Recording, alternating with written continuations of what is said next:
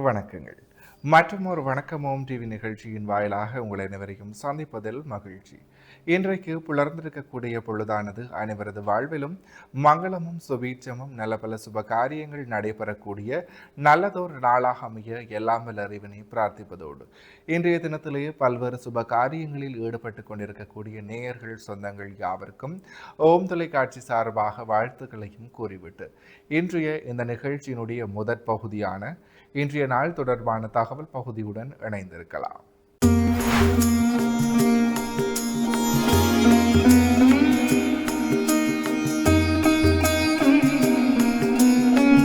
இணைந்திருக்கின்றோம் வணக்கம் ஓம் டிவியின் இன்றைய நாள் தொடர்பான தகவல் பகுதியுடன். அந்த வகையிலே இன்றைய நாளானது வைகாசி மாதம் திங்கட்கிழமை 18/5/2026 தமிழுக்கு பராபவ வருடம் வைகாசி மாதம் 4ஆம் நாள். இன்றைய நாளினுடைய நல்ல நேரங்களாக இன்று காலை 9:30 மணி தொடக்கம் 10:30 மணி வரை, பின் மாலை 4:30 மணி தொடக்கம் 5:30 மணி வரை. அடுத்து ராகு காலத்தை பார்க்கலாம். இன்று காலை 7:30 மணி தொடக்கம் 9 மணி வரை. யமகண்டமாக இன்று காலை 10:30 மணி தொடக்கம் 12 மணி வரை. அடுத்து சூரிய உதயத்தை பார்க்கலாம். இன்று காலை 5:53க்கு இன்றைய நாளினுடைய சூரிய உதயம் இடம்பெற்றிருக்கின்றது. திதியாக இன்று இரவு 9:19 வரை துவிதியை திதியும் பின்பு திருதியை திதியும் நிலவுகிறது. நட்சத்திரங்களாக இன்று பிற்பகல் 2:23 வரை ரோஹிணி நட்சத்திரமும் பின்பு மிருகசீரிட நட்சத்திரமும் நிலவுகிறது. சந்திராஷ்டம நட்சத்திரங்களாக இன்று பிற்பகல் 2:23 வரை சுவாதி நட்சத்திரமும் பின்பு விசாக நட்சத்திரமும் நிலவுகிறது. சுவாதி மற்றும் விசாக நட்சத்திரத்தில் உள்ளோர் செயலாற்றும் கருமங்களில் பொறுமை தேவை. எனவே நேர்களே, இவைதான் இன்றைய நாள் தொடர்பான தகவல் பகுதிகள் ஆகும்.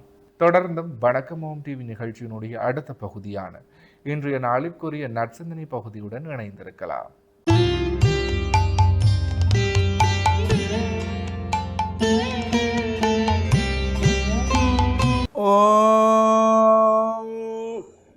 தனம் தரும் கல்வி தரும் ஒரு நாளும் தளர்வறியா மனம் தரும் தெய்வ வடிவும் தரும் நெஞ்சில் பஞ்சமில்லா இனம் தரும் நல்லன எல்லாம் தரும் அன்பர் என்பவர்க்கே கனம் தரும் பூங்குழலாள் அபிராமி கடை கண்களே.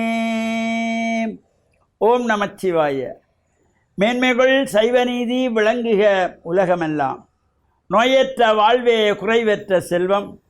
அந்த நோய் நொடிகள் இல்லாத வாழ்வு இந்த உலக மக்கள் எல்லோரும் வாழ வேண்டும் என்று கலியுகத்தின் காந்தமலை ஜோதியாகிய சபரிமலை சுவாமி ஐயப்பனுடைய திருவடிகளை சிறந்தாழ்த்தி டான் தமிழொலி ஓம் தொலைக்காட்சி நேயர்கள் அனைவருக்கும் சர்வதேச இந்து மத குறிப்பீடம் அகில இலங்கை சபரிமலை ஸ்ரீ சாஸ்தா பீடத்தின் சார்பில் இனிய வணக்கங்களும் நல்லாசிகளும்.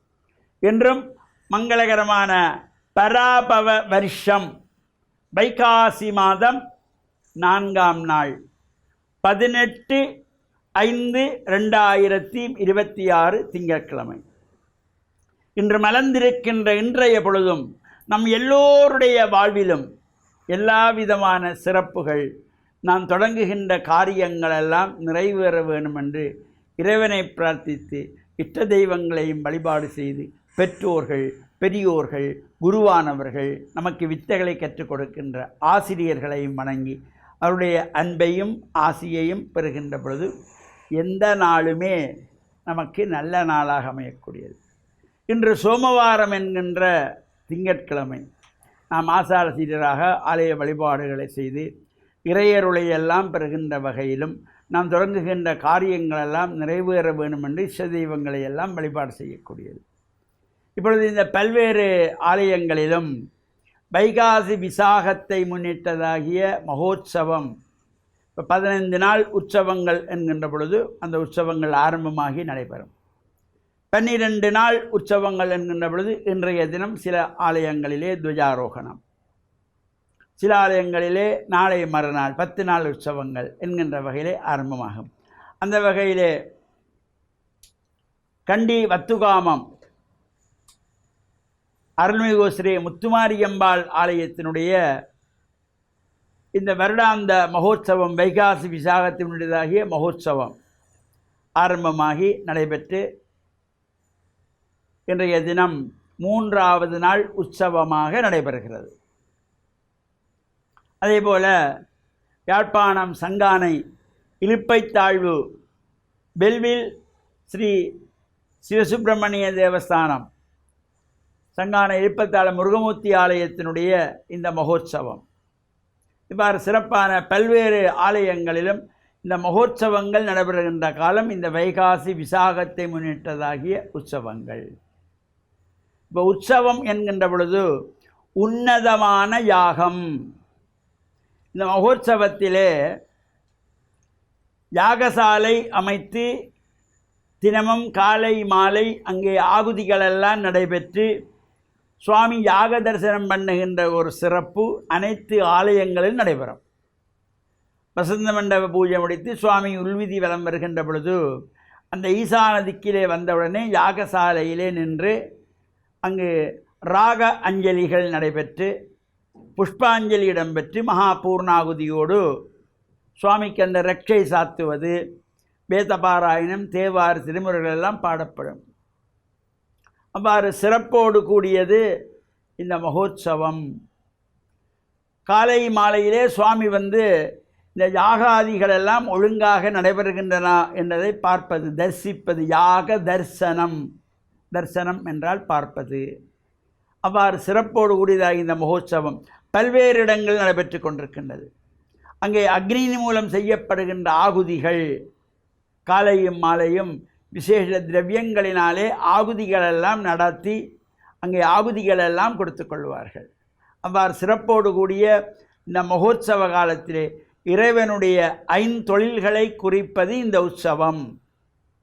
படைத்தல், காத்தல், அழித்தல், மறைத்தல், அருளல் என்கின்றதாகிய சிருஷ்டி, திதி, சம்ஹார, திரோபவ, அனுக்கிரகம் என்கின்ற 5 தொழிலை குறிக்கின்ற வகையிலே இப்போ முதல் நாள் கொடியேற்று உற்சவம் படைத்தல் என்கின்ற தொழிலை குறிப்பது. அதே போல் 3வது நாளைக்கு அப்புறம் காத்தல் என்கின்ற தொழில் 6ஆம் நாள் வரையிலே.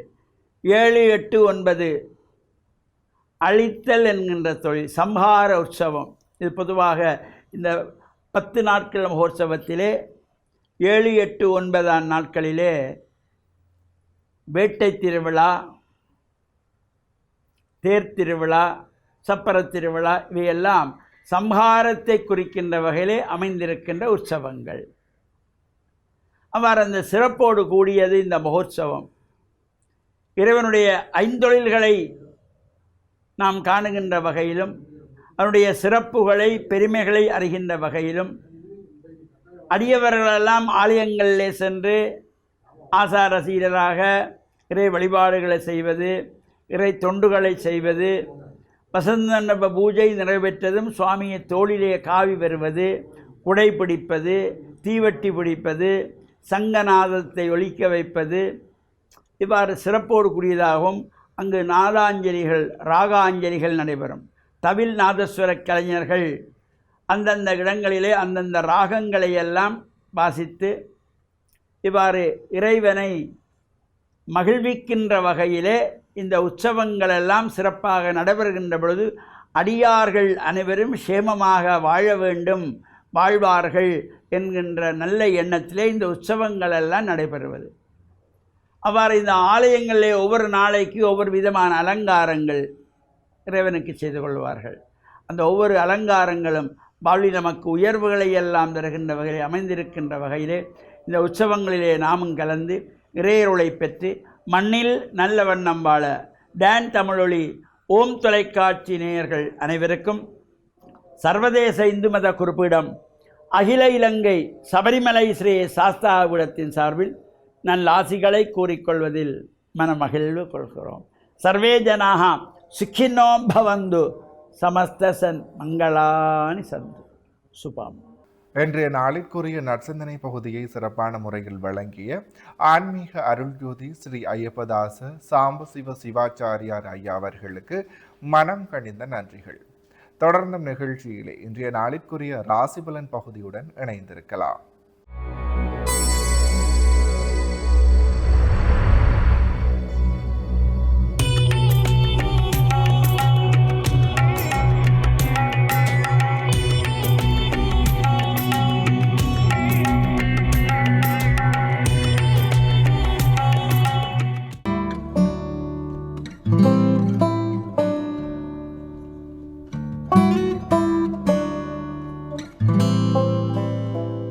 ஓம் தொலைக்காட்சி நிகழ்ச்சிக்கு இனிய காலை வணக்கம். இன்றைய நாள் 18/5/2026. மேடராசி, அஸ்வினி, பரணி, கார்த்திகை உண்டு கொண்டவங்களுக்கு இன்றைய நாளிலே அனுகூலம் உண்டு, நன்மைகள் உண்டு, தொழில் சார்ந்த முன்னேற்றம் சிறப்பாக இருக்கும், பணவரவு திருப்திகரமாக இருக்கும். இடபராசி, கார்த்திகை 2, 3, 4, ரோகிணி, மிருகசிரம் 1, 2 கொண்டவங்களுக்கு இன்றைய நாளிலே சிரமங்கள் இருக்கும், தடைகள் இருக்கும், காரியங்கள் இவர்கள் இருக்கும், நிதானத்தோடு செயல்பட வேண்டும். மிதுனராசி, மிருகசிடம் 3, 4, திருவாதிரை, புனர்பூசம் 1, 2, 3 கொண்டவங்களுக்கு இன்றைய நாளிலே அனுகூலம் உண்டு, நன்மைகள் உண்டு, தொழில் சார்ந்த முன்னேற்றம் சிறப்பாக இருக்கும். கடகராசி, புனர்பூசம் 4, பூசம், ஆயில்யம் கொண்டவங்களுக்கு இன்றைய நாளில் வெற்றி நாளாக அமையும், தொழில் முன்னேற்றம் உண்டு, பணவரவு உண்டு, எடுக்கின்ற முயற்சிகளிலே நல்ல அனுகூலங்கள் அமையும். சிம்மராசி, மகம், பூரம், உத்தரம் 1 கொண்டவங்களுக்கு இன்றைய நாள் வெற்றி நாளாக அமையும், தொழில் முன்னேற்றம் உண்டு, பணவரவு உண்டு, எடுக்கின்ற முயற்சிகள் சிறப்பாக நன்மைகளை தரும். கன்னிராசி, உத்தரம் 2, 3, 4, அத்தம், சித்திரை 1, 2 கொண்டவங்களுக்கு இன்றைய நாள் மேன்மையின் நன்மையின் தரும், தொழில் முன்னேற்றம் உண்டு, பணவரவு உண்டு, சிறப்பான அனுகூலங்கள் அமையும். துலாம் ராசி, சித்திரை 3, 4, சுபாரி, விசாகம் 1, 2, 3 கொண்டவங்களுக்கு இன்றைய நாள் நல்ல அனுகூலங்களை கொடுக்கும், தொழில் முன்னேற்றங்களை கொடுக்கும், பணவரவு திருப்திகரமாக இருக்கும். விருச்சிக ராசி, விசாகம் 4, அனுசம், கேட்டை கொண்டவங்களுக்கு இன்றைய நாள் மேன்மையின் நன்மையின் தரும், தொழில் முன்னேற்றம் கொண்டு பணவரவு திருப்திகரமாக இருக்கும். தனுசு ராசி, மூலம், பூராடம், உத்திராடம் 1 கொண்டவங்களுக்கு இன்றைய நாளிலே நல்ல அனுகூலம் உண்டு, பணவரவு உண்டு, தொழில் முன்னேற்றம் சிறப்பாக இருக்கும், தெய்வ அனுகூலங்கள் நன்மைகளை தரும். மகர ராசி, உத்திராடம் 2, 3, 4, திருவோணம், அவிட்டம் 1, 2 கொண்டவங்களுக்கு இன்றைய நாளிலே சிரமங்கள் இருக்கும், தடைகள் இருக்கும், காரியங்கள் இருக்கும், பொறுமையோடும் நிதானத்தோடும் செயல்பட வேண்டும். கும்பராசி, அவிட்டம் 3, 4, சதயம், புரட்டாதி 1, 2, 3 கொண்டவங்களுக்கு இன்றைய நாள் நல்ல நாளாக அமையும், தொழில் முன்னேற்றம் உண்டு, பணவரவு உண்டு, எதிர்பார்ப்புகளிலே வெற்றிகள் கிடைக்கும். மீனராசி, புரட்டாதி 4, உத்திரட்டாதி, ரேவதி கொண்டவங்களுக்கு இன்றைய நாள் நல்ல அனுகூலங்களை கொடுக்கும், தொழில் மேன்மைகளை கொடுக்கும், சிறப்புகளை கொடுக்கும், நல்ல நாளாக அமைகின்றது.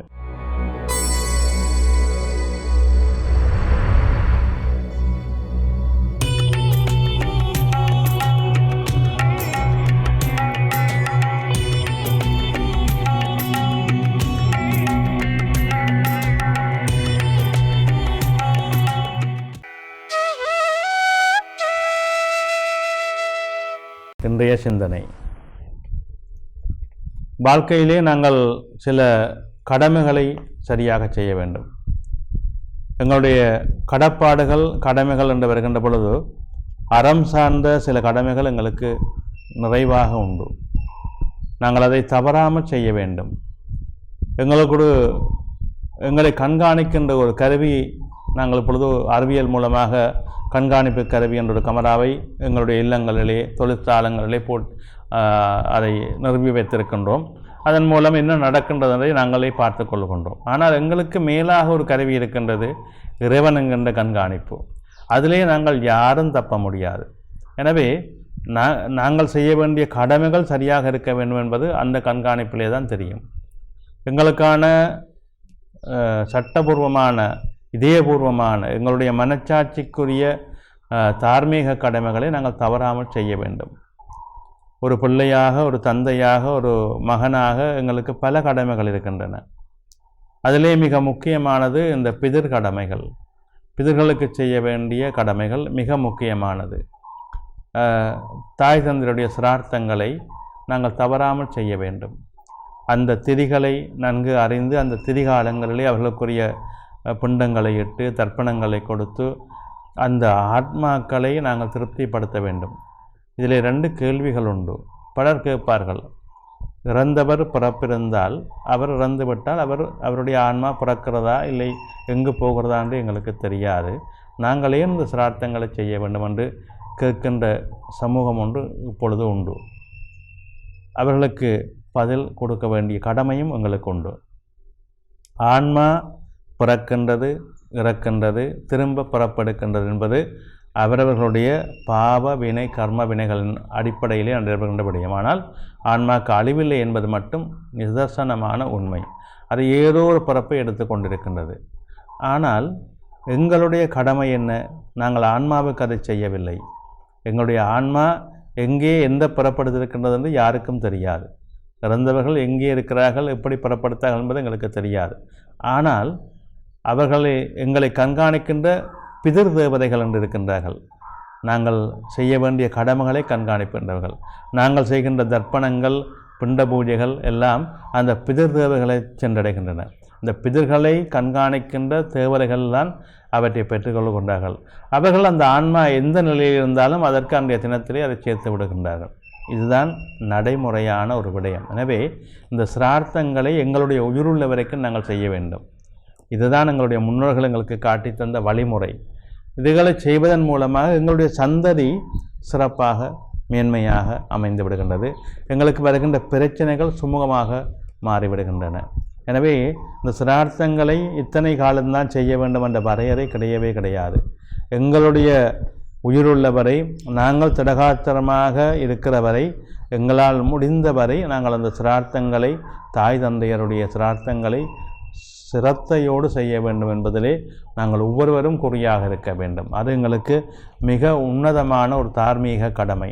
அதன் மூலமாகத்தான் நாங்கள் எங்களுடைய சந்ததிகளை, எங்களுடைய வரையறைகளை சிறப்பாக வழிநடாத்தி செல்லக்கூடிய வாய்ப்புகளை பெறுகின்றோம். இது நாங்கள் ஒவ்வொருவரும் மனதிலே கொள்ள வேண்டிய முக்கியமான விடயமாகும். பலர் சொல்லுவார்கள், எங்களுடைய கனவிலே தாய் தந்தையரை காணுகின்றோம். அந்த சிரார்த்தங்கள் நெருங்குகின்ற பொழுது அது கனவிலே அவர்கள் தோன்றுவதை பலர் சொல்லுவார்கள். இதெல்லாம் இயல்பான ஒன்று. என்றால் நாங்கள் செய்கின்ற கடமை சரியாக இருந்தால் அந்த ஆன்மா எந்த பிறவி எடுத்தாலும் ஏன் அவர்கள் எங்களுடைய கனவிலே வர வேண்டும்? அப்படியும் நாங்கள் சிந்தித்து பார்க்கலாம் தானே. எனவே நாங்கள் செய்ய வேண்டிய கடமைகளை கண்காணிப்பதற்கு ஒரு சில தேவதைகள் இருக்கின்றார்கள். அவர்கள்தான் அதற்குரிய தண்டனைகளை, அதற்குரிய பலங்களை கொடுத்து கொண்டிருக்கின்றார்கள். எனவே நாங்கள் எங்களுடைய வாழ்வியலிலே எங்களுடைய முன்னோர்கள் எங்களுக்கு காட்டி தந்த வழிநடத்தல்களை சரியாக பின்பற்ற வேண்டும். அதன் மூலமாகத்தான் எங்களுடைய வாழ்க்கை சிறக்கும் என்பதை உள்ளத்திலே கொள்ளுங்கள். நன்றி.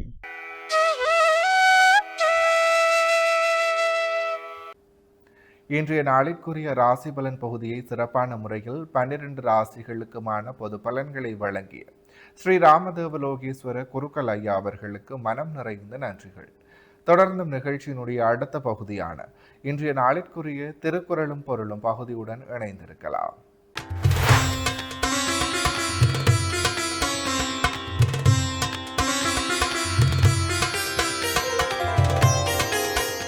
இணைந்திருக்கின்றோம் வணக்கம் ஓம் டிவியின் திருக்குறளும் பொருளும் பகுதியுடன். இன்றைய நாளிற்குரிய குறளும் பொருளுமாக, ஆகாமை செல்வத்திற்கு யாதனில் வகாமை வேண்டும் பிறன் கை பொருள். இக்குறளினுடைய பொருளாக, ஒருவனுடைய செல்வத்திற்கு குறைவு நேராதிருக்க வழி எதுகென்றால் அவன் பிறனுடைய கைப்பொருளை விரும்பாதிருத்தலாகும். குறளையும் பொருளையும் மீண்டும் மறுமுறை பார்க்கலாம். ஆகாமை செல்வத்திற்கு யாதனில் வகாமை வேண்டும் பிறன் கைப்பொருள். இக்குறளினுடைய பொருளாக, ஒருவனுடைய செல்வத்திற்கு குறைவு நேராதிருக்க வழி எதுகென்றால் அவன் பிறனுடைய கைப்பொருளை விரும்பாதிருத்தலாகும். எனவே நேர்களே, இவைதான் இன்றைய நாளிற்குரிய திருக்குறளும் பொருளும் பகுதியாகும். இன்றைய நாளிற்குரிய அனைத்து வணக்கமோம் டிவி பகுதிகளும் நிறைவேறியது. மற்றும் ஒரு வணக்கமோம் டிவி நிகழ்ச்சியின் வாயிலாக உங்களை சந்திக்கும் வரையில் உங்களிடத்திலிருந்து விடைபெற்று செல்கிறேன். நன்றி, வணக்கம்.